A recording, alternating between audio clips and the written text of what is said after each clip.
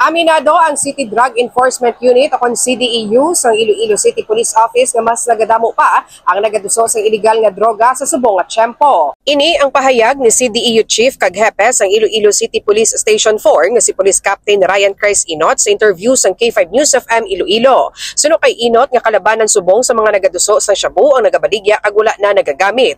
Ag bisa naman nga lain-lain nga tawo ang source nga ginakuhaan sa shabu sa National Capital Region o NCR pareho lang sa gihapon nga gikan ini sa New Bilibid Prison sa Muntinlupa.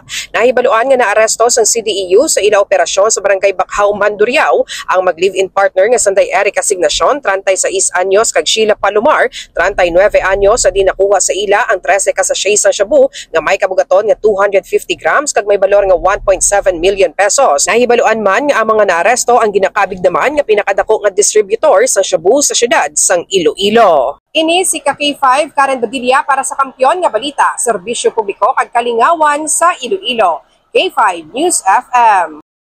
This news is brought to you by, do you feel tired all the time? Do you have frequent infections? Do you have always cold? It's a sign of low immune system. Boost your immune system with Clinica D3 Bio, antibacterial, natural antioxidant, immune system booster. Clinica D3 Bio has vitamin D3, lauric acid, and monolurine to fight against all viruses. Try Clinica Vitamin D3 with Coccus nocifera.